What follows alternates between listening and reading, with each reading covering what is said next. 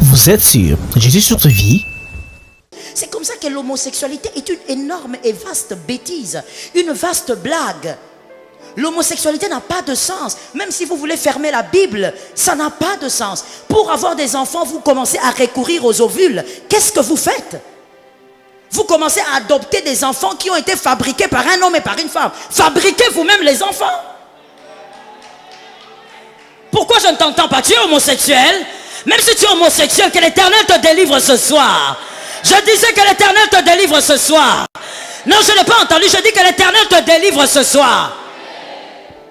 Vous êtes homosexuel. Toi, tu aimes toucher la barbe d'un homme. Quand tu touches la barbe d'un homme et que toi-même tu es un homme, tu te sens bien. Tu te sens tellement bien. Tu es tellement excité parce que tu touches la barbe. Dégoûtant. Tellement dégoûtant. Tu touches quelqu'un qui n'a pas de seins, mais tu te sens excité.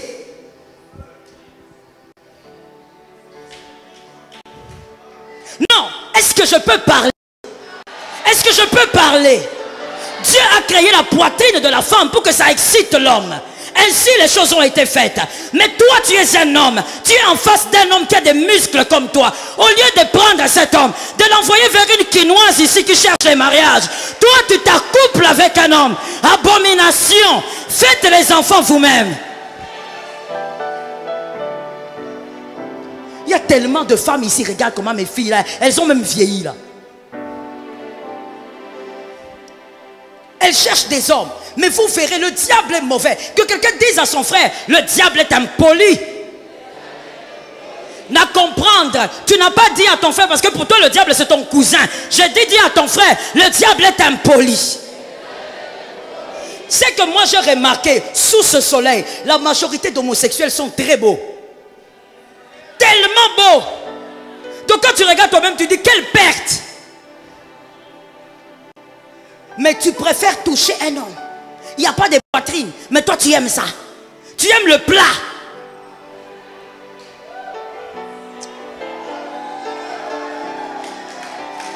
Comment?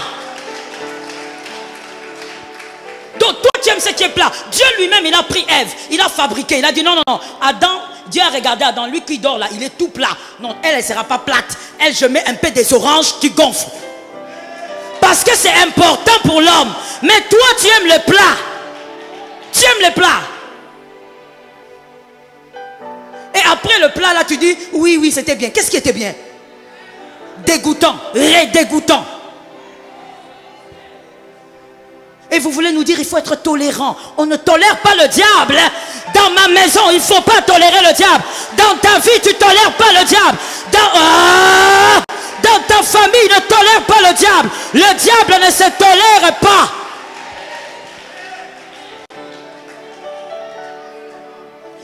On va tolérer le sommeil, on va tolérer la colère, on va tolérer l'impatience. Le diable, on ne le tolère pas. Faites alors des enfants vous-même. Comme vous vous sodomisez là, allez vous sodomiser et faites des enfants. Comment vous faites pas des enfants? Vous commencez à aller adopter. Non, c'est l'enfant que tu vas adopter là a été fabriqué sur un lit avec un homme et avec une femme, selon le plan de Dieu. Pourquoi vous rentrez vers le plan de Dieu? Fabriquez vous-même. C'est tellement une sottise, tellement bas, c'est tellement abominable que bien aimé, le diable a convaincu les hommes que c'était tolérable. Non, je dis ceci, l'homosexuel, je l'aime, je prie pour lui, que le Seigneur le délivre, parce que ça peut être mon frère de l'éternité. Mais l'homosexualité, jamais. Je ne peux jamais tolérer ça. L'homosexualité est une abomination devant Dieu. Je suis d'accord avec toi, maman. Parce que quand je parle, il y a des gens ici, là, qui ne répondent pas. Je ne sais pas si eux-mêmes, ils sont...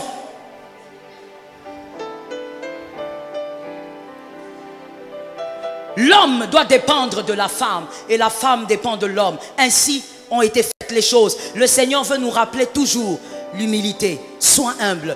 Aujourd'hui, tu es un homme, tu es marié, tu veux un enfant. Tu dois confier ta semence à quelqu'un. Et cette personne va se balader avec cette semence. Elle va croître en elle. Et c'est elle qui va commencer à veiller. C'est elle qui devient la gardienne. doit absolument dépendre de la femme et la femme dépend de l'homme. Il n'y a pas d'existence sans cela. Que Jésus nous aide. Lorsque l'un des conjoints, c'est par là que je vais finir, lorsque l'un des conjoints, parce qu'au premier point, ou tout au début, j'ai parlé d'un couple orgueilleux. Mais là maintenant, je parle de l'un des conjoints qui est orgueilleux. Lorsque l'un des conjoints est orgueilleux, voici ce qui arrive. Avant cela, permets-moi de faire ceci avec toi. Lève ta main droite et dis, Seigneur, délivre-moi de l'orgueil. Merci, au nom de Jésus. Lorsque l'un des conjoints est orgueilleux, premièrement, il va freiner la croissance du couple. Le couple ne va plus croître. Je t'ai déjà enseigné ici que le couple doit croître. Dieu a une mission pour chaque couple. Dieu a une mission aussi avec chaque couple. Tout couple doit croître. Couple d'enfants de Dieu, couple chrétien, vous devez croître. Mais l'orgueil arrête la croissance du couple. Parce que l'un des conjoints est orgueilleux. Il ne peut pas avoir croissance. Deuxièmement, il y a risque que le conjoint orgueilleux détruise les valeurs de celui qui est humble. Lorsqu'il y a un conjoint orgueilleux dans le foyer, il y a risque que celui qui est orgueilleux détruise les valeurs de celui qui est humble. Nous l'avons vu plusieurs fois. Il y a des femmes, il y a des hommes humbles qui ont vécu ou qui vivent avec des conjoints orgueilleux. Et finalement, qu'est-ce qu'ils se disent? Ils disent non, maman, moi je pense que je vais arrêter ça. Je vais arrêter de commencer à supplier mon mari, à supplier ma femme. Je vais d'ailleurs arrêter de lui demander pardon. Parce qu'il n'y a que moi qui le fais. Il n'y a que moi qui fais le premier pas. Pourquoi pas lui? Beaucoup de conjoints humbles ont été détruits par l'orgueil de leur mari ou femme. Lorsque vous avez un conjoint orgueilleux, il peut détruire même vos valeurs d'humilité. Parce que personne n'aime se rabaisser tout le temps sans voir le retour. Lorsque tu te rabaisses, il faudrait que le jour suivant, ça soit l'autre aussi qui se rabaisse. Mais quand on a un conjoint orgueilleux, même vos valeurs d'humilité vont mourir. Vous allez les détruire. Parce que vous allez vous dire, ça ne sert à rien. Tout ce que je fais, lui ne le voit pas. Et lui ne me rend pas l'ascenseur. J'arrête. Que le Seigneur nous préserve. Je dis à un homme qui n'est pas encore marié, avant d'épouser cette fille, vérifie bien si elle n'est pas orgueilleuse. Ne confonds pas les caprices de femme avec l'orgueil. L'orgueil, c'est l'orgueil. Elle ne demande jamais pardon. Attention, on va en venir. L'orgueil, c'est l'orgueil. Tu vas souffrir si tu épouses une femme orgueilleuse. Tu vas sérieusement souffrir. Tu vas faire intervenir les familles. Est-ce que je peux dire quelque chose? Je peux? Ouais, je suis bien encouragé là. Moi, j'aime quand je suis encouragé. Je dis ceci. Il faut me dire ça parce qu'il y a un autre là qui ne me regarde pas bien. C'est comme s'il est venu envoûter le culte. Je dis ceci. Vous savez qu'il y a des couples qui ont commencé, évidemment, comme tout le monde, très faiblement, qui ont grandi ensemble et qui ont fait des années sans jamais appeler les membres de la famille. Quand il y a des conflits, je parle des conflits. Jamais. Vous savez? Pourquoi vous me regardez comme ça? Vous n'avez jamais vu ça? Que ça entre dans ta vie au nom de Jésus. Qui ont fait des années sans jamais appeler. Papa vient, oncle vient, petit frère de papa, venez, maman, viens trancher ici. Non, jamais.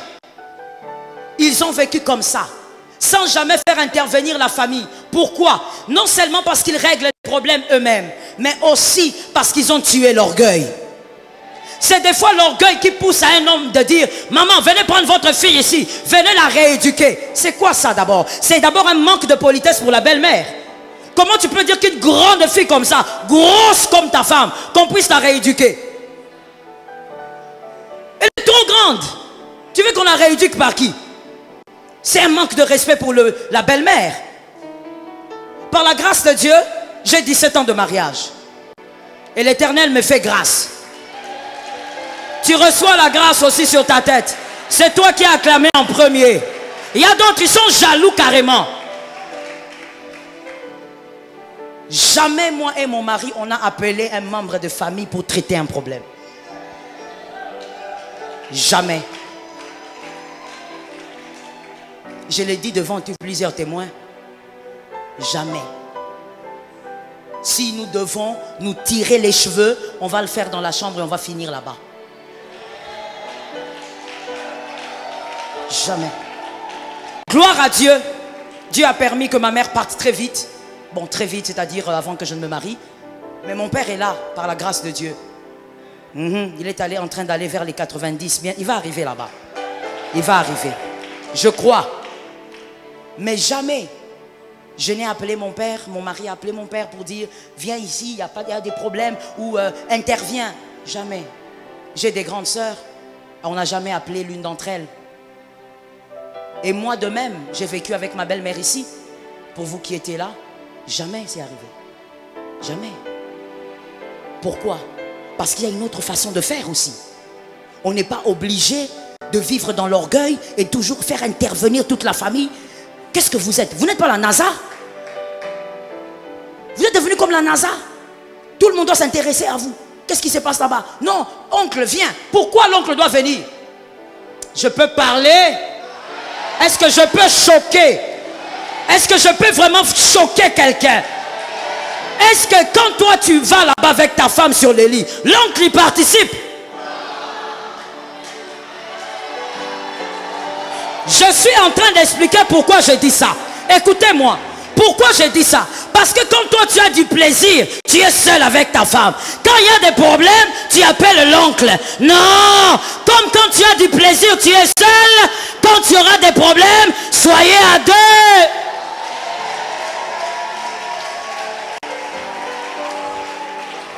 Hein? C'est comme qui dirait, je vais essayer de le dire en lingala, si c'est pas bien dit, il faut corriger. Hein? C'est comme qui dirait, Ozolia biloko ya sukali yomoko. Soki komi ya bololo, obengi batu. Tu es sorcier. Je dis tu es sorcier. Vous les hommes qui appelez la famille, vous les femmes qui appelez la famille, vous êtes des sorciers. Il fallait que tu tombes sur une mère comme moi. J'allais vraiment te répondre. Quand tu es là-bas dans la sucrerie là-bas, est-ce que tu es avec moi? Un peu de respect pour la famille. La famille est la cellule qui a permis que tu aies cet homme, que tu aies cette femme. Un peu de respect pour ces gens-là. Ce ne sont pas des gens qu'il faut balloter comme ça. Moi, problème, Yamouké, maman viens ici. Quoi? Si tu n'étais pas prête pour le mariage, il fallait rester chez toi. Si tu n'étais pas prêt pour le mariage, il fallait rester chez toi. Avoir une femme est une responsabilité. Avoir un mari est une charge.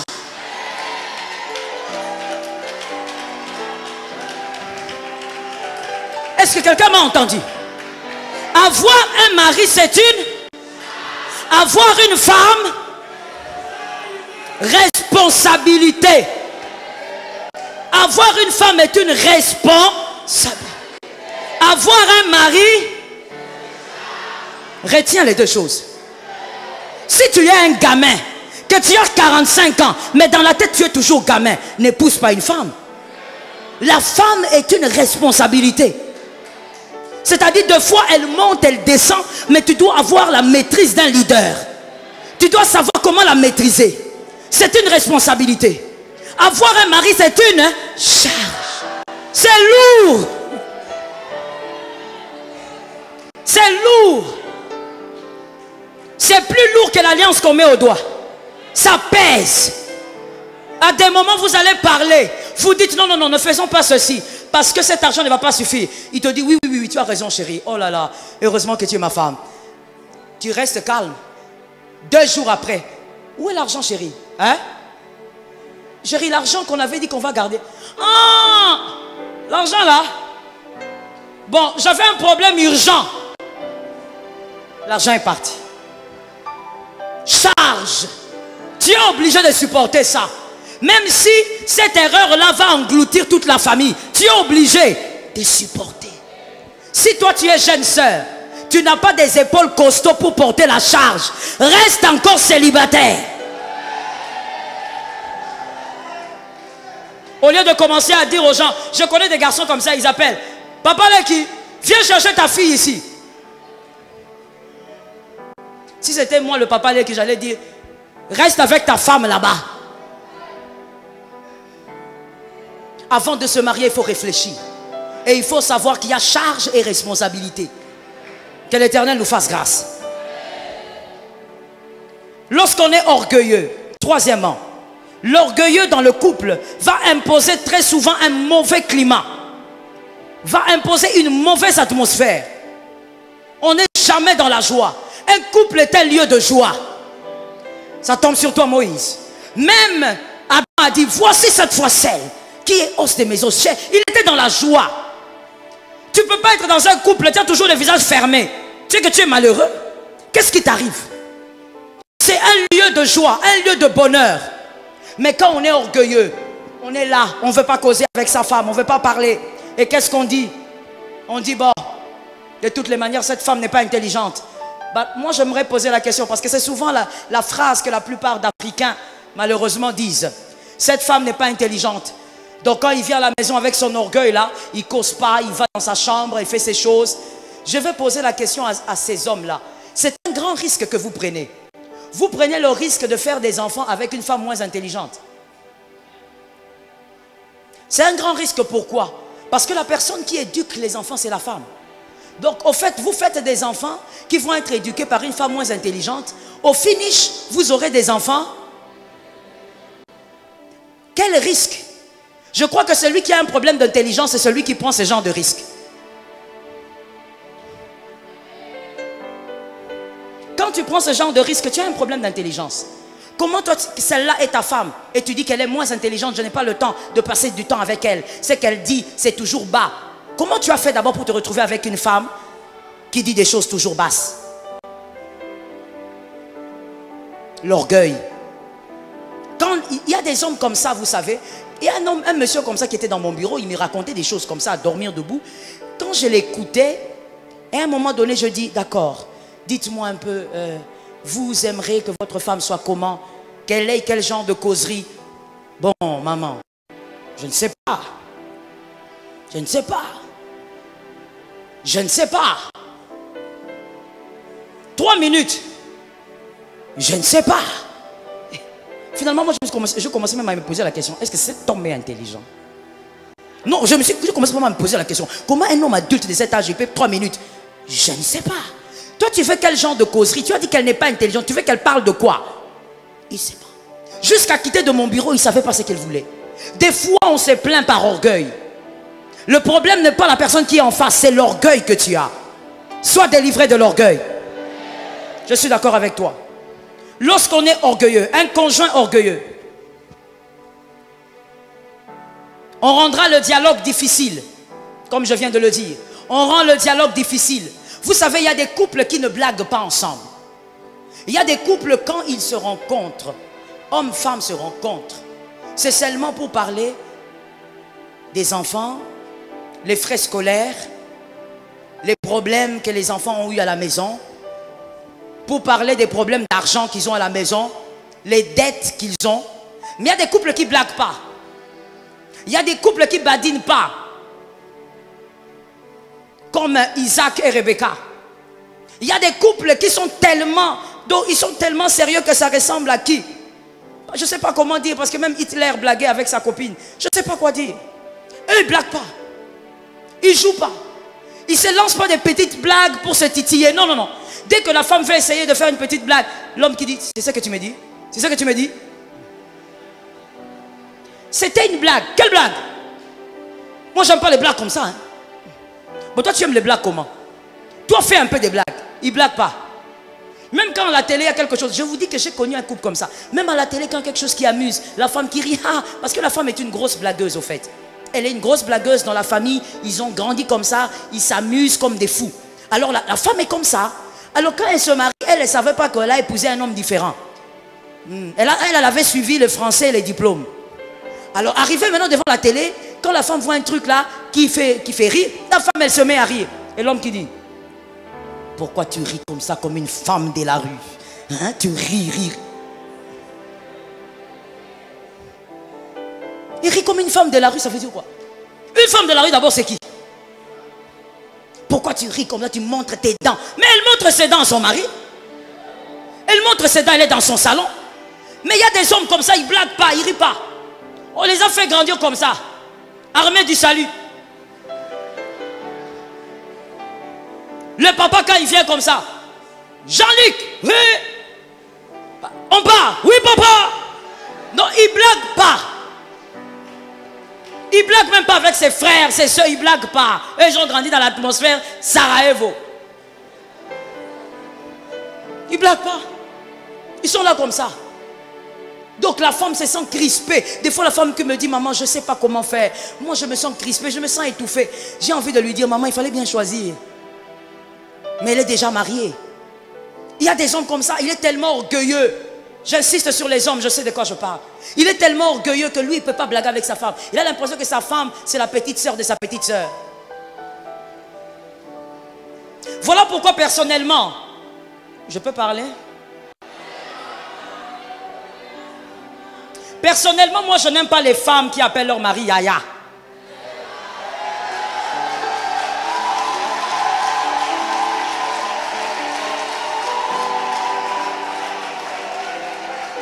Regarde les hommes qui aiment qu'on les appelle Yaya.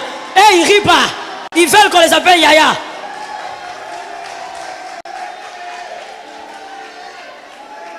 Tu viens là. Non, moi je ne comprends pas ça. Et d'ailleurs, je passe directement les messages à mes fils qui sont là. Moi, je ne comprends pas quand votre femme, elle me parle de vous, ou bien le mari me parle de sa femme. Ce sont mes fils spirituels, mais il me dit, madame a dit. Ça veut dire quoi? Elle est madame pour toi. Quand tu veux la présenter peut-être à quelqu'un, voici madame. Mais je rentre d'abord à Yaya. Moi, je ne sais pas. Une fois, j'ai posé la question à une dame. Elle a parlé. Et puis, à un moment donné, je me suis dit, bon, peut-être c'est un problème de culture. Mais même quand je vais dans la culture, bien aimé, il y a des choses, quand ce n'est pas bon, ce n'est pas bon. Ta femme, elle n'est pas ta petite soeur. Bon, tu l'appelles Yaya, pourquoi? Voilà pourquoi ton mari est orgueilleux. Et quand tu fais des choses, il a l'impression que c'est sa petite soeur qui joue avec lui. C'est pas ton Yaya. Appelle cet homme-là, chéri, petit bébé, autre. Ce n'est pas ton Yaya. Malgré Azamukolo, bon, sauf qu'Azamukolo, hein, parce que le monde a évolué. Tu peux aussi épouser un homme qui est petit. Tu fais pourquoi? Non, mais il y a des foyers comme ça, vous n'allez pas dire que ce ne sont pas des foyers. Il y a des foyers où la femme a 10 ans de plus que l'homme. Ce n'est pas un problème. Le problème n'est pas là. C'est moi qui enseigne. Tu commences à me contredire là. C'est moi qui enseigne ici. Là n'est pas un problème. Un homme, Dieu peut permettre que dans la destinée d'un homme ou d'une femme, qu'il épouse une femme plus âgée. Ça, c'est pas le problème. Si c'est la volonté de Dieu, ils sont heureux. Bah, les kio, ils sont dans le bonheur. L'essentiel, c'est d'être dans la volonté de Dieu. Mais je reviens au cas où l'homme est âgé. Et tu l'appelles Yaya. Écoute, c'est pas ton Yaya.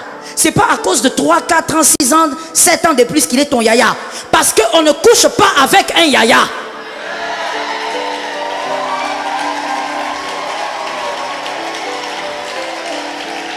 Tu me regardes comme ça, pourquoi? C'est vrai ou c'est faux? Si tu commences à attraper les Yaya, c'est l'inceste. Bon, je pose la question, parce que je vois les femmes là sont là. Je pose la question à ces femmes là. Maintenant, c'est ton Yaya. Viens ici que je prie pour toi, tu commets l'inceste. Ce sont certaines phrases, des phrases qu'on minimise. Mais je veux que vous sachiez une chose. C'est que vous avez l'habitude d'écouter vos influences. Lorsque tout le temps tu dis des phrases comme ça. Or, dans une certaine culture, ça veut dire grand. Et dans le grand là, on voit un certain respect dû au grand frère. Voilà pourquoi des fois ton mari va tomber dans l'orgueil. Ou quand tu veux jouer avec lui comme ton mari, il va te rappeler avec ses actions qu'il est. C'est pas pour rien que dans le mariage, il faut pimenter avec des petits mots gentils. Pour rappeler à cet homme que tu es mon bébé à moi. Tu es mon chéri à moi. D'ailleurs, chéri, c'est un vieux nom. Les couples qui s'appellent chéri, s'y changé. C'est trop vieux. L'époque de Nebuchadnezzar. Il faut trouver d'autres petits noms mignons.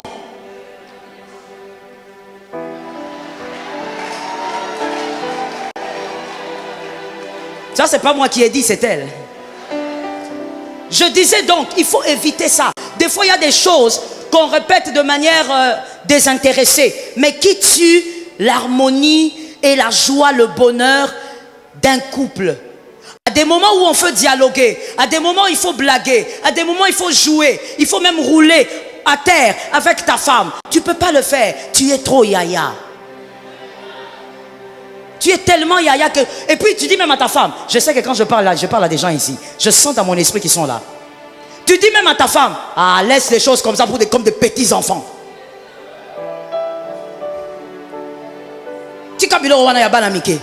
Ça veut dire quoi? Votre amour ne doit pas vieillir.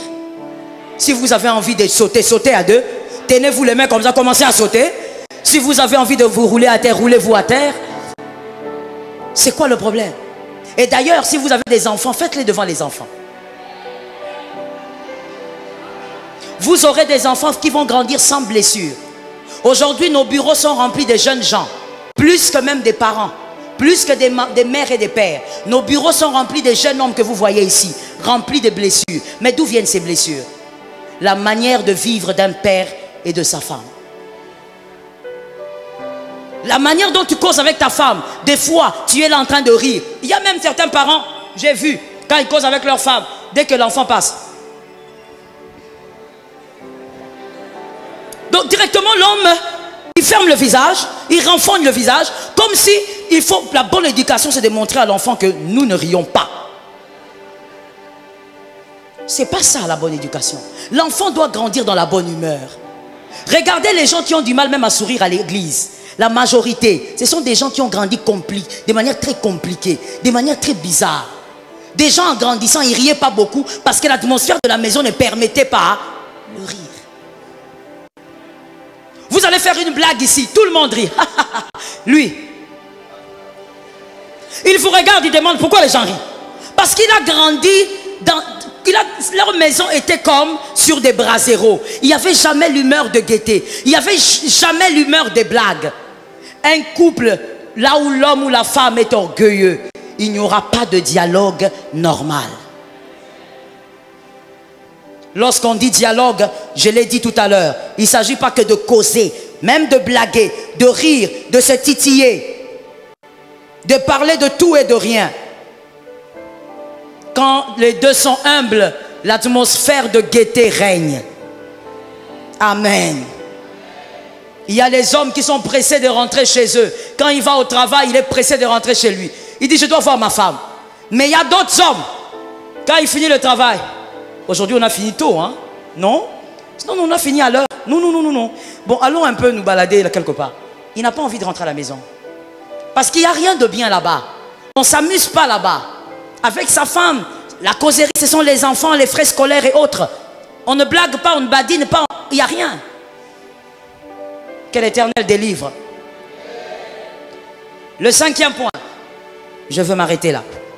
Et continuer le vendredi prochain si Jésus nous prête la vie. Le 5e point. Lorsque il y a un conjoint orgueilleux, il sera incapable de satisfaire l'autre dans l'intimité. Il sera incapable. Un orgueilleux ne peut pas satisfaire l'autre. C'est l'humilité qui vous permet de satisfaire votre conjoint, votre conjointe. Pourquoi? Pour la simple raison que lorsqu'on satisfait l'autre, c'est à sa manière qu'on le fait et non à votre manière que vous le faites. Mais lorsqu'on est orgueilleux, on ne pense pas à l'autre, on pense toujours à soi-même. Et donc même dans l'intimité, tu ne vas pas satisfaire ton mari, mais toi tu vas penser que tu es terrible. Pourquoi? Parce que tu es orgueilleuse.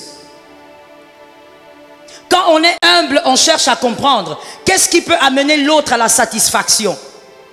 On pose des questions, on cause. Mais quand on est orgueilleux, on se dit, tout ce que je fais pour lui, il est déjà très satisfait. Et c'est pareil aussi avec l'homme. Est-ce que je peux parler? Il faut que je ferme mon carnet, sinon je ne vais pas finir. Est-ce que je peux parler? Est-ce que je peux expliquer? C'est pourquoi ces cultes, normalement, il ne faut pas que les ados viennent. On va vous chasser par prochainement. Vous êtes sur Jésus sur ta vie.